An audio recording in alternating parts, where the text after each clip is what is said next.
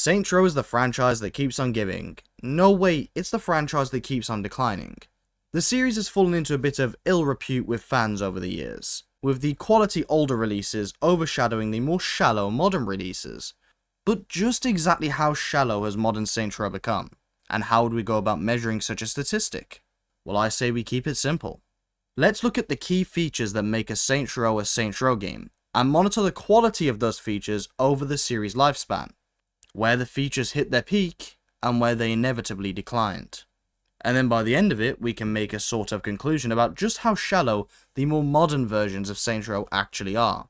Spoiler alert, they're basically a puddle. Let's start by talking about the story. Now in this, I'm specifically talking about the actual writing, not the missions themselves. That will come up later in the video. Starting with Saints Row 1, oh man, was it a glorious time to be a gamer. You have a game that's really deep rooted in the gang side of things. This is by far where the series is the most grounded, and it has some impeccable writing. The gangs are moderately well fleshed out, they all have a key theme to them, and the story for the most part makes complete sense. The game also sets up a ton of really interesting lore things they could have explored in sequels, and also expands on the characters and the cast we have within the game, teaching us about who we're dealing with, why they are good or bad, and kind of building on their character leading into Saints Row 2. Overall, for me personally, I think this is the peak when it comes to the actual writing of a Saints Row game. I think that this was, in my opinion, the best wrote Saints Row. Which leads us into Saints Row 2. Now this isn't where we take a big plummet in the quality. I would say this is either on par or a baby step down. You see, with Saints Row 2, you lose a bit more of the grounded nature. It's not really as realistic. You go from fighting the cartel to weird voodoo gang. But what's important is the game still takes itself seriously. It's not like the wacky thrill ride the series would become. It's a game that takes itself seriously, has a very serious tone for the most part, and has some really dramatic moments. So whilst I don't think the game was as grounded or maybe even well wrote, it makes up for it in my opinion, based on how the game kind of goes in its direction, how it portrays some of these things. For example, despite me thinking the death of Carlos was way less fleshed out than the death of Lynn, I think the way the death of Carlos was portrayed actually made for a more impactful scene. And the same can be said for the death of Aisha. As I say, it's either on par or a baby step down. If you were to say to me that you think Saints Row 2's story is way better than the Saints Row 1's, I could not argue that point with you. That is a valid take. I think Saints Row 1 has a bit more going for it if you're looking for a story to get into and be immersed by. Saints Row 2's story is more fun and definitely knows how to portray its scenes better. So all is peachy, let's take a look at Saints Row 3. I'm Joshua Burke. Hey. On TV, I play Nightblade, an exceptionally good-looking but misunderstood vampire who risks life and limb every week. And there's the plummet. This is terrible. Okay, it's not terrible. I'm being a bit of a drama queen, okay? But this is where they do the soft reboot. They kind of drop all the plot lines they had set up, and they really just lose any structure they had. Everyone who'd been invested for the last 2 games got pissed off with this game. So they don't solve the Dex saga that was built up to in the DLCs. They don't build on any of the stuff that really happened in the first couple games. They kill off the most beloved character of the first couple games. And you're doing side missions for half the stories, which I know I haven't got into missions yet, but is important to note.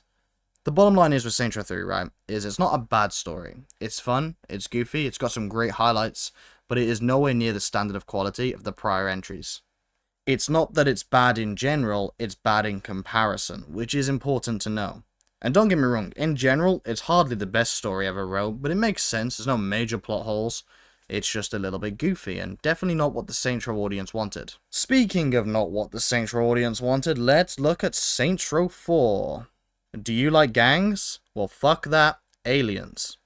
Now, whilst I love myself a bit of Zinar 34, this is not what the community wanted in the slightest. Instead of hearing fans' complaints and going back to their roots, it's like they double down. Oh, you think we went crazy in the last game? Well, guess what? Now you're fighting aliens. Thanks, Volition. Obviously, this was mainly due to THQ forcing them to do this, but yeah, this is not how I wanted this series to go. But when it comes to terms of like writing and how the story goes, I think Saints Row 4 is actually a step up in terms of general story, but obviously a step down in terms of Saints Row story. So this is going to be one of those things where it's like, you either take it or leave it. I think the story overall was more entertaining, the villain was overall way more enticing, and the game had a general plot that was more enjoyable for me with Saints Row 4. But of course, if you're playing it for Saints Row, you're not going to like this game at all. So I think it's basically on par with Saints Row 3, because in many ways it is better, but it's not a better Saints Row game. Which leads us back to Sitcom Row. Oh yes, the Saints Row reboot.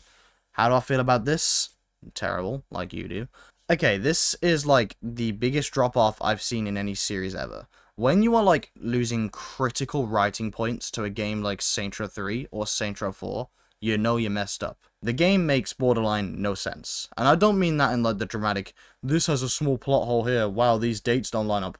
I mean like vital parts of the plot are missing that leads you to not knowing what you are doing unless you do extensive research.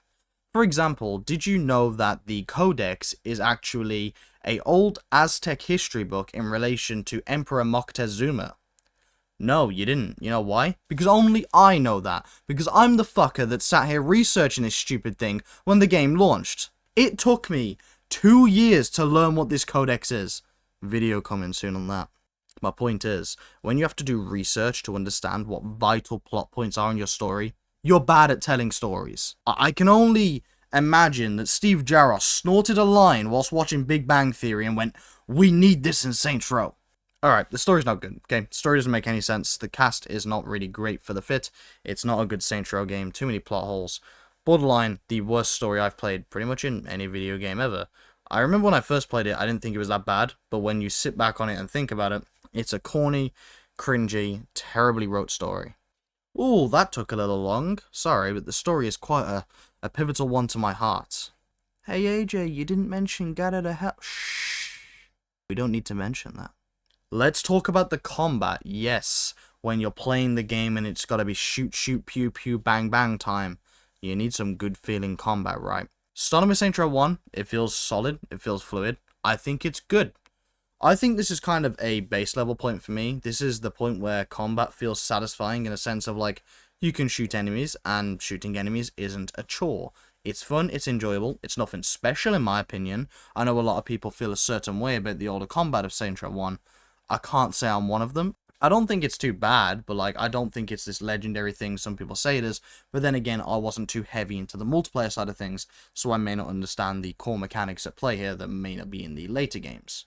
But there's no fine aim, it's just simple shoot, shoot, pew, pew, point and click.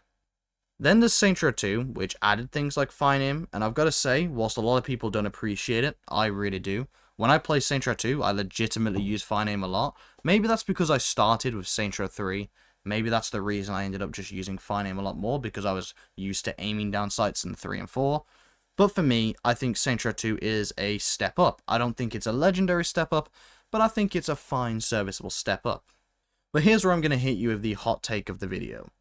My favourite combat is actually Saints Row 3 and 4. We'll bundle them together because they're basically the same. This is not going to be a popular opinion, I know. But I do think the way you have to aim down sights to kind of do any real accuracy, but you can still do the loosey-goosey hipfire stuff, I think it was a good balance. I think it was a good balance of using fine aim in a way where players will actually use the feature, and also keeping it so the older fans who prefer the hipfire stuff can completely play the game. You can play the game 100% without aiming, unless you're using like a sniper. But if you're like me, who likes to, you know, take my shots, time my shots, pew pew bang bang, it just completely works. I think aiming down sight is really nice. It feels fluid. Shooting enemies doesn't feel overly spongy. It's not perfect, but I do think for me, it was the most satisfying shooting people ever felt. Then we have the reboot. Okay, it's not that bad. Actually, it is. It's terrible. It's the worst feeling game I've ever played to simply look around and shoot in. Think about that. I'm 21 years of age in a couple days, right? I quite literally, in my entire life, have never played a game where the aiming feels as bad as it does in this game.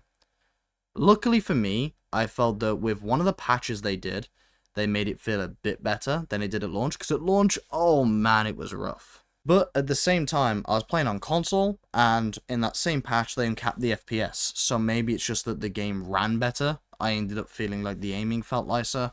I honestly don't know, but bottom line is, it feels awful. Enemies are spongy. It's got this like weird GTA lock-on thing.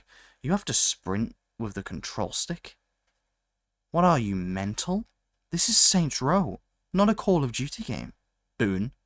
So yeah, I don't think the combat felt very good in this. The only thing I'm going to give the combat in this game is they did introduce some pretty unique and cool elements. One thing I really love with the reboot that I thought was quite overlooked and was genuinely awesome was when they added the feature to kind of jump on top of cars and start using all your main weapons. People overlook that because it wasn't in the prior games, but I genuinely think it was one of the best things they added in that game. It made using your proper weapons in a car viable and fun. But as for everything else, complete nosedive. Once again, we get towards the back end of the series, and it don't feel so good no more. Maybe we're being a little too harsh to the modern Saints Row, starting with key features like story and shooting people. This is Saints Row after all. Those aren't important at all. So let's talk about something that is important, am I right? Driving. Now this is one of the times where I'm going to say, I think it got better over the series. This may be a hot take, but I think for the most part it was a steady incline with a small dip in the middle. Saints Row 1 kept it simple. A and X driving, it feels good. And by the way, there is nothing wrong with driving with A and X. Don't be a pussy, okay? It's fine. Oh, alright, okay, maybe that was a bit dramatic. But A and X driving is fine. Turning corners is cool. It feels good. You know, driving is smooth. It's elegant. You can turn corners. Going into Saints Row 2, this was better. They basically improved on this a ton by making the stun jumps more fun, the controls feeling more weighty, but also if you hit the jumps right, the gravity would extend a little. The game overall felt more fun to drive around in. It was more of the same, but it was enhanced ever so slightly. Oh my god, what a surprise! Saints Row 3 drops the ball. Just terrible. Overall, I do like how the cars feel in this game more than the first two games. Driving around does feel quite nice, you know, turning corners feels really smooth. And I've got to say the driving controls in general and the way the controls feel were actually really good in Saints Row 3. So where do they drop the ball? Two major areas. One, stunt jumping was awful. They really dropped the ball. It was terrible. They didn't try. It was lazy. And the second one is a bit of a weird issue, and it is specific to Saints Row 3. I'm going to call it floor clipping, but if you get on like a motorcycle, you'll randomly just hit a bump in the road and go flying off it. I know that trying to record footage for this, I'm not going to get it to happen to me once because everything hates me. But trust me, it's there, it's real, I know it's real, I'm not crazy. You'll be driving around a motorcycle, and you'll just kind of hit a bump or a hitch in the road, and then boom, you go flying off, you're dead. It does really suck though, all jokes aside, because it's just like, man, how have you managed to make that so unfun, so unsatisfying to drive around in? It's driving. But overall, the controls were better, so I can't put it above Saints Row 2, because it drops the ball too heavy in the other areas. But if we were talking about overall feeling, I do think 3 is the best when it comes to just driving, but not when it comes to like stunt jumping and stuff. Or should I say best so far, because Saints Row 4 basically takes Saints Row 3 and kind of fixes at least one of those issues with the stunt jumping. The clipping still sucked, and yes, stunt jumping with bikes was basically the only way to do it. Cars just didn't work. But overall, it felt more fluid, it felt more nice, and you had more control in the air with your vehicles, so big cool there. Good job, Volition. And then when you look at Saints Row 2022, I've got to say, it's my favourite controls on the series. I know, kinda crazy. Unfortunately, we do take a small step back in many areas, because like, turning corners is not viable. You basically have to do this arcadey drift, and it's preference. You're either going to love this, or you're going to hate this. For example, Godzilla cannot stand the way the reboot is to drive. Me, on the other hand, I really liked it in Agents of Mayhem, and I really like it in this game.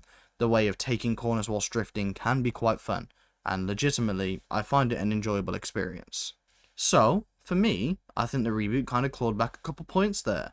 So, does it ever reach the iconic level of Saints Row 2? Maybe not. Unfortunately, the reboot's driving kind of falters in some areas, so I don't know. It's too inconsistent over the series, but I would not go as far as to say that the series heavily declined in this area. It just kind of changed with different pros and cons. Let's talk about cribs. Now, cribs was simple, okay? In Saints Row 1, it was what you'd expect. You can save, you can rearmor, you can get a bit of money, you can find your homies there. They kept it simple. Yeah, there were some coolly designed ones, and there were some cool Easter eggs, but overall, the cribs were very surface level. And that's not a bad thing because there's plenty of them. Saints Row 2, whoever expanded this completely, you could have crib customization, you could change the overall format, you could change how literally everything in the crib looked. To this day, there's not many games that kind of rival it when it comes to open world crime game crib customization. It was pretty badass. You could buy plenty around the map too, so there was plenty to choose from. They did a good job here. And then there's Saints Row 3. What's the problem here? Well, it's laziness again. There's just a ton of repeat interiors. Every interior kind of looks the same, and none of them really feel that unique. Crib customization was trimmed to shit. Yeah, there's a couple things you can do, like making the building bigger from the outside, but overall, there was nothing really to it. Yeah, Saints Row 3 is where they really chose to just kind of not do half these little features that fans really appreciated, and unfortunately, that was why the game turned out so half-baked. So yeah, Saints Row 3 dropped the ball heavy. How did Saints Row 4 do? There's no cribs. Well, that was a quick one. Then we get to the reboot. Now, a lot of people will say that the reboot has the worst crib system in the series. And you know what? I'm going to say I disagree. Now, listen, hear me out, okay? I understand that the game only has 3 cribs, which sucks. I don't know why they choose to do that. It sucks, okay? But what I will say is, whilst there's less cribs, they're all unique. And I guess that's kind of cool. And they do have some legitimate customization. Yes, it's nowhere near Saints Row 2, okay? But I do think, at the very least, having some form of crib customization in the game, having all the interiors be unique, and kind of bringing back some of the classic format for cribs, even though it was nowhere near as in-depth, is a W. I don't think it's necessarily worse than Saints Row 3. I don't think it's much better. I think it's like a baby step up, because, hey, there's customization. Hey, they're all unique. But there's just not enough of it. Once again, just a little surface level and shallow. Let's talk about the cast. Now, the cast is probably going to be the most heated topic of this, because we all know how great the modern Saints Row cast is, guys, right? Let's start with Saints Row 1, which is actually my favourite cast in the series. I'm serious. I think the cast for Saints Row 1 was absolutely badass. You got Troy, Julius, Dex. Iconic characters. Then there's Gat, who became the face of Saints Row. There's that dude that's got watches. I got watches here. Okay, maybe he's not a part of the Saints, but I love him regardless. My point is, though, the cast of Saints Row 1 is iconic. They've all got great backstories. They're all very interesting. None of them are filler characters for the most part. They all serve a purpose, and I love that. Moving into Saints Row 2, unfortunately, I felt like the cast kind of took a mini decline here. It's not major. They have great characters, but I just don't think it was up to par with the first game. Pierce is great in this game, but like, you know, like if he wasn't there, there's a couple gags ruined, but aside from that, he doesn't add a great deal to the game. Shaundy was pretty cool. Shaundy ended up peaking in this game, and I thought was pretty iconic. Gat was 10 times better, in my opinion. I found him less annoying than I did in the first game. In the first game, I felt he was just too, like, oh, I'm a cocky badass, I'm gonna kill everyone. That was great, but a lot of the time it caused, like, the Saints issues. In the second game, he felt a bit more like, I'm going to fucking rip out your intestines. I don't know if that's how I should describe him, but it seems like it's fitting. So overall, casting 2 is great. Moving into Saints Row 3, though, I think we again hit rock bottom. Oleg. Why? Zemos. Why? Fucking Angel. Why? Oh, and by the way, Shaundy, she's a total bitch now. Thanks, Volition. Unfortunately, we hit a really big decline here. The characters do kind of genuinely suck in this game. There are some good ones introduced. Kenzie, for the most part, is pretty cool. She ended up being one of my favorites in the series, actually. Pierce became, like, the coolest guy in the game, became a complete broski, and peaked. But as for the rest of them, I really didn't think they offered much. Killbane was pretty cool, but aside from that, Saints Row 4 was a big step up for me, because if you liked any of the characters in the third, they were basically brought back, apart from the annoying ones, like Josh Burke and Oleg. I'm sure all 4 of their fans were devastated when the Earth got blown up. Plus, we get to see a big return of some of the old classics. We got Ben King back, man. Saints Row 4 was obviously supposed to be the big love letter to the franchise, and yep, it's basically a massive Saints Row circle jerk, and everyone's invited. Then there's the reboot. Yeah, this is where we have to, like, go to therapy levels of conversational talks here. The reboot's cast is really bad. Like, really bad. You got Kevin, who is just insufferable with nipples. You got Eli, the gangbanger, who's too scared to pick up a gun, and then gets shot. Then there's Nina. She's, like, the least bad out of all of them, but, like, she's terrible, too, let's be real. A lot of people seem to be like, nah, Nina's cool, man. No! She was, like, so surface level it hurts. Oh, man, my mom's dead or something. Oh, my car got broke. Grow up! It's a car! The same car that you said, oh, I wouldn't risk it over rent, but I'd risk it over my friends, and then you lose it after risking it over your friends, and you bitch about it! Okay, that's me being dramatic, okay. Nina's alright. Nina's not too bad, but she's not great, and there's just too many, like, annoying dialogue moments with her. And then the Nawali is also quite insufferable at times, but he would be the best if it wasn't for how poorly he was wrote into the game. His plot and like motivations make no sense, and for me that's enough to kill it dead. But on the bright side, our next category is a big W for modern Saints Row. Kinda. Customization. Oh boy, do I love creating my character. Saints Row 1 is really good. I would argue it is my second favorite when it comes to customization, because I think that the clothing options that game has is perfect for a game of its themes. It like really sticks to it and gives us actual valid options that don't look terrible. It perhaps isn't as in-depth as Saints Row 2, but for the most part, it's serviceable, it's great, you have some great options, creating a character is really cool. You can customize hair length, that's pretty neat. The Saints Row 1 character creator and the clothing creator is awesome. I think it's based, you should go play it for that alone. Saints Row 2 expands upon it, and whilst the clothing options don't appeal to me quite as much, I think for the most part it is a big step up. You can put logos and stuff on, which is, pretty cool. There are more options, I'd say, overall, and there's plenty of really cool things you can do in the mall, for example, and get like more weird designs. There's plenty of really cool stuff in Saints Row 2. You can mess around with the character customization. The layered clothing is great too. Thank God that was back and improved upon. And for the most part, I think they did a great job at making an enjoyable character creator. What a surprise! Saints Row 3 drops the ball again! So they changed some sort of like exoskeleton shit for the game. I remember seeing an interview talking about it a while back, and it basically meant that they had to make every single clothing item fit on both male and female. So they just had less clothing options to make it easier for themselves. No layered clothing because that wouldn't work with their systems. And it was kind of sucky, to be honest. It just felt like you never really were able to dress your character how you'd want to. You were just kind of picking from presets, like, oh yep, this shirt will fit, these trousers will fit, that's it. And that for me just really sucked, because it was like, well, what's the point of creating a character if I can't even dress him how I'd want? Saints Row 4 is more of the same, but they do expand on it a little with more options, but it's incremental, it's not that important. The upgrade isn't good enough in Saints Row 4 for me to be like, yep, it's better than Saints Row 3. It's on par with just slightly more to it. Then we come back to the reboot, and that ends up being actually my favourite character creator in the series. Now, that'll be a hot take, I understand, but it just has the options that appeal to me the most. It's not the best creator in the series. I would argue Saints Row 1 and 2 is better. Or maybe just Saints Row 2 I don't know. But despite not being the best in the series, it is a return to form. It is quality, there are plenty of options you can pick, there's plenty of clothes you can pick. Layered clothing returns, sort of. We can have socks, which is pretty cool. Overall, layered clothing coming back was a big W, and the designs you can make for your character are also pretty cool. They introduced some really new and unique elements, and I've got to say, I felt the reboot's customization was pretty damn good. Then there's the missions. Now, Saints Row 1 has some incredible missions. A lot of them that we have remembered over the years as being awesome. And some that were so tedious, you want to pull out your hair. Airport mission with Dex, anyone? But overall, it delivered a really satisfying main campaign when it came to the missions. They weren't overly flamboyant or overly creative in the sense of like, oh wow, I'm in Deckers.die. But they sufficed for the game's plot, they made sense, and I don't think anyone was complaining whilst playing through them. Saints Row 2 is more of the same. It adds some more missions, of course, and expands upon them in ways that I think are really cool. Stuff like boss battles being a bit more interesting than like shooting a car until it destroys. I think when you're doing your little sword fight with Junichi, that's like peak Saints Row right there.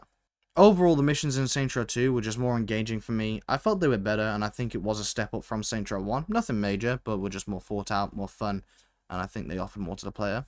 You see, now, Saints Row 3 is a weird one for me, right? Because in many ways, it obviously isn't as good as the first two games. But the missions, when they slap, bro. Like, they are great. Murder Brawl is one of my favourite missions in the series. Deckers.die is incredible. Hell, even the one where you kill the Wren, I thought was really good. The problem is, it's just padded with side activities as main missions, and unfortunately that does have to negate some points. I think when Saints Row 3 is in peak form, and you're playing its best missions, they are legitimately some of my favourites in the franchise. They are creative, and that's, like, undeniable. But unfortunately, I don't think it follows through on being the whole package when it comes to missions, and I don't think it's as good as Saints Row 2. And then when it comes to Saints Row 4, it's good and bad again. There's plenty of missions that are kind of just filler, or generic, or a bit boring. That mission where you have to protect Sid whilst the waves of people come for you is quite frankly the worst in the series. But I felt like they're a bit standard at times, but there are also some really cool ones. So it's kind of like, Going back to Stillwater was really cool. The Metal Gear Solid references from With Ash or With Love or something like that was really cool. But for the most part, I thought it was just a satisfying sort of game. The missions were fun, they weren't anything ridiculous.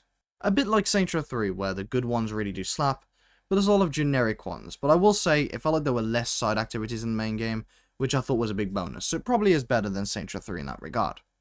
When it comes to the reboot, the word standard just comes to mind. The missions are not bad. They're fine, they're cool, there's plenty of interesting ones for the most part, there's some cool designs to the missions, but like, blowing up cars with helicopters is only so fun.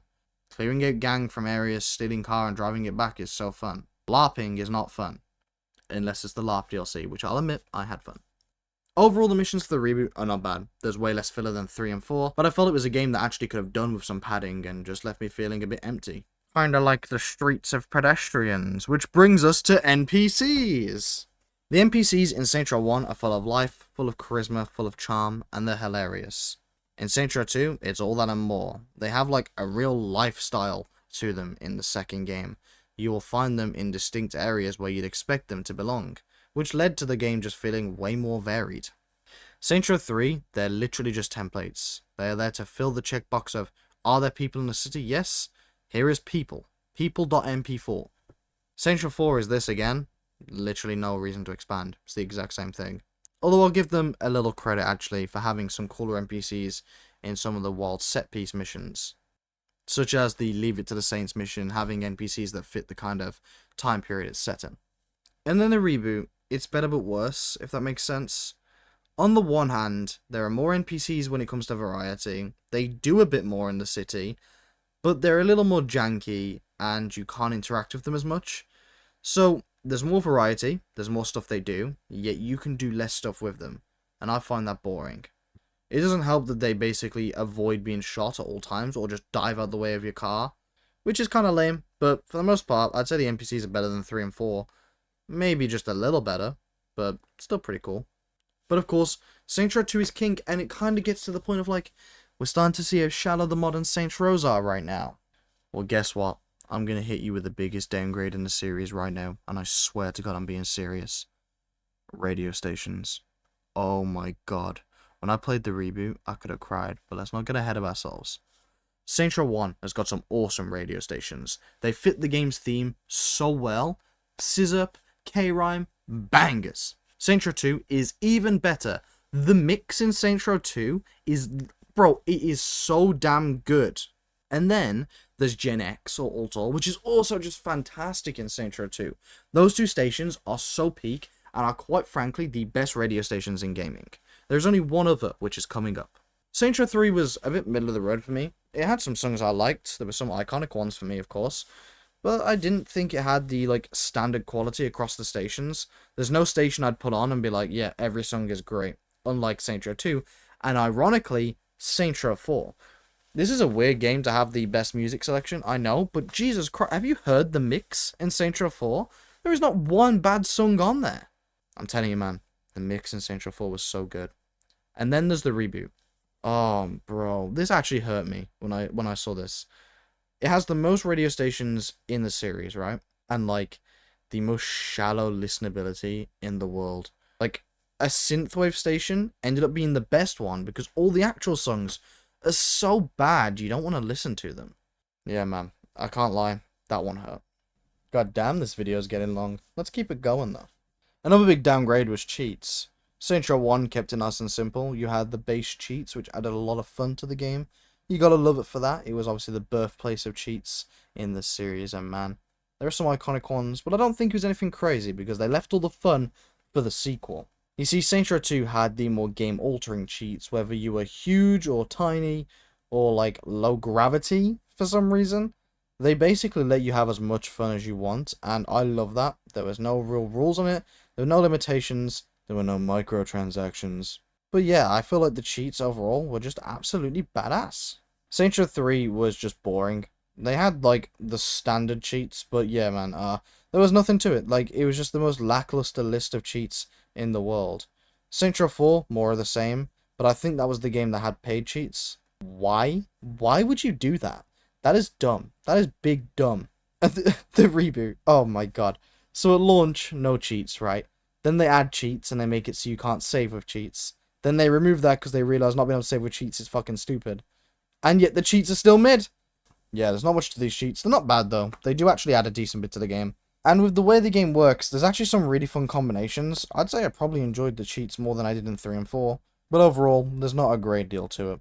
Then there's the multiplayer. Now, I'm going to keep this one short and sweet because, to be honest, I'm probably not the most experienced to be talking about this. Saints Row multiplayer is unfortunately one of those things I kind of missed out on, and my only experience with it is with set up lobbies that I've set up myself. It wasn't like an authentic experience for me getting into the series so late. Saints Row 1 had the best by far. It had the most fun game modes, it had the best maps too. The combat felt really fluid, and I think it worked pretty well. Saints Row 2, it was good. I don't think it was as good, because they lost the whole, like, weird gang system they had. From what I heard, they had a thing where you made your own gang, and you could score yourself up on the leaderboards, and then they randomly gutted it one day, shut it all down, and then didn't add it to Saints Row 2, which was lame. I don't know why they would do that. Like, why are Volition so hellbent on replacing features with nothing? But on the bright side, Saints Row 2 does have Protect the Blimp, which is pretty badass. Saints Row 3, 4, and the reboot have co-op, and they're all just eh. The reboot's co-op is so unstable, but because of that, it's kind of fun. And 3 and 4 is just kind of meh. It's boring, to be honest. Co-op is not enough.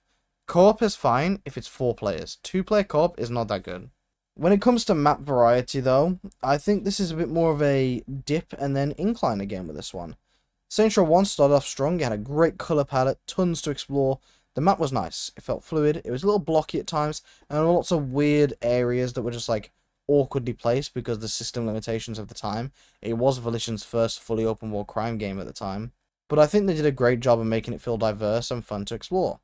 Saints Row 2 did this and more. They basically just went all out in making the map a diverse, really intricate, well-designed, full of life city. I can't think of any better words than just full of variety.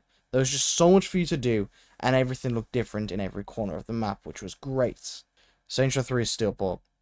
It sucks. Saints Row 4 is Steelport with towers. It still sucks.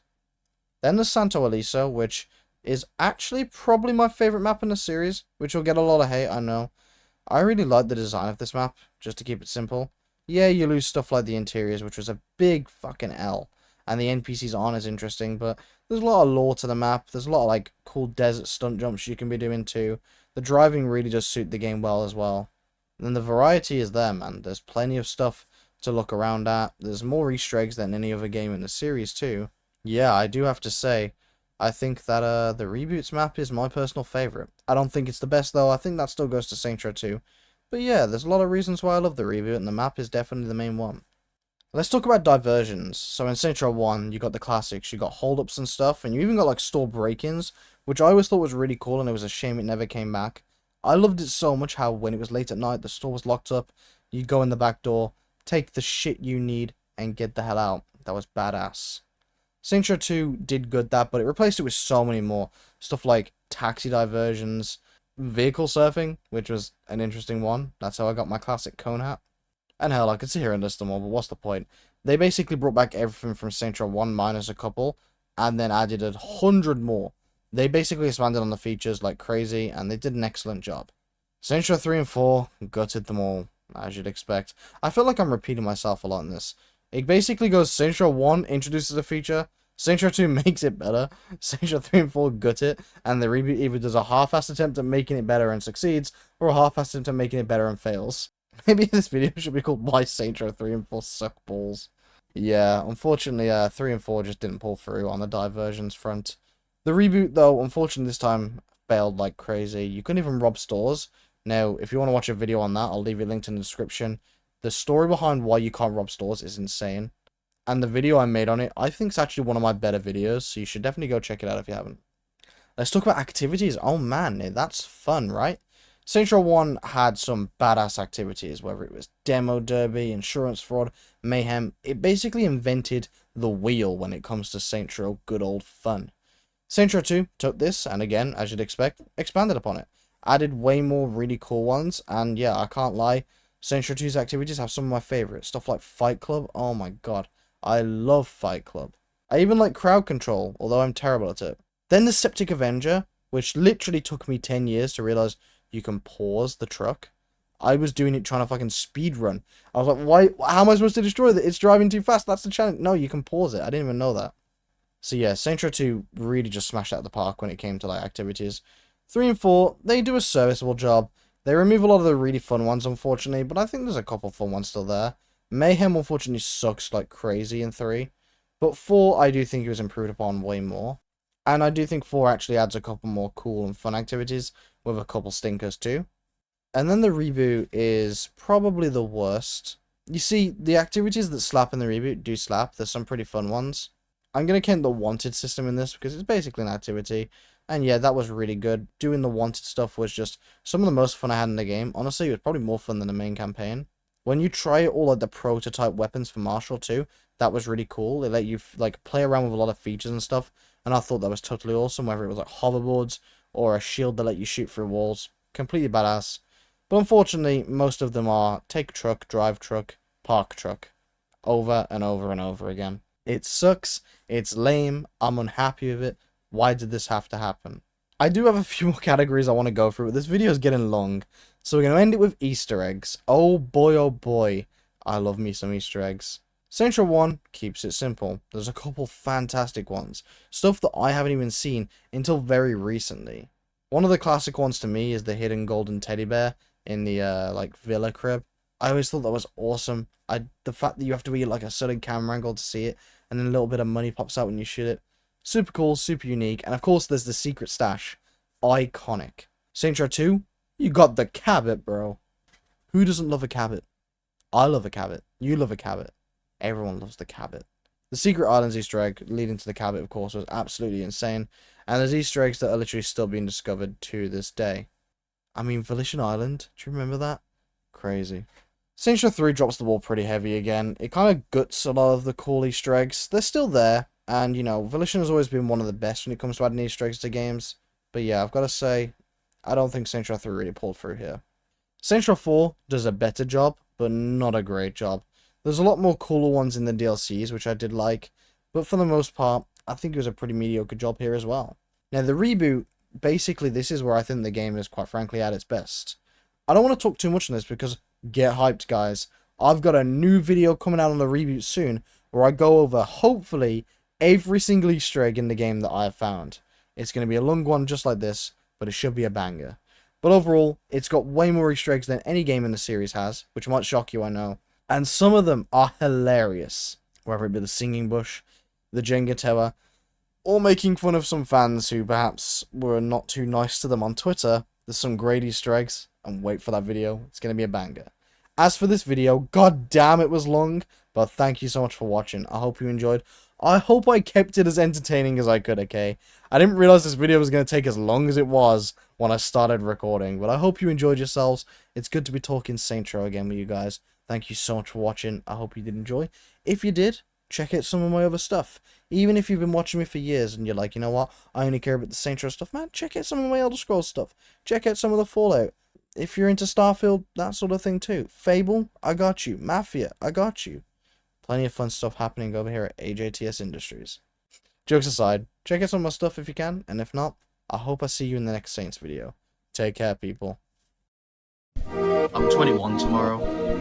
I've been making Saints Row videos since I was 17. And I'm 17 years old, so thank you for asking those. Virtual stream for Saints Row 3rd, where they spoke about tons of cut features, development, content, game mechanics. Even though I don't talk about Saints Row quite as much as I used to, I'm really proud of some of the stuff I put out back then.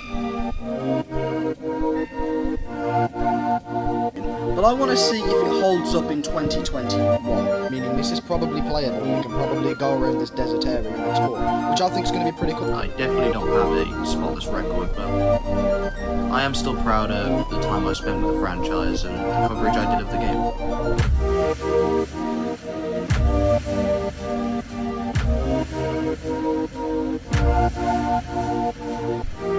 And more importantly, the community we found here.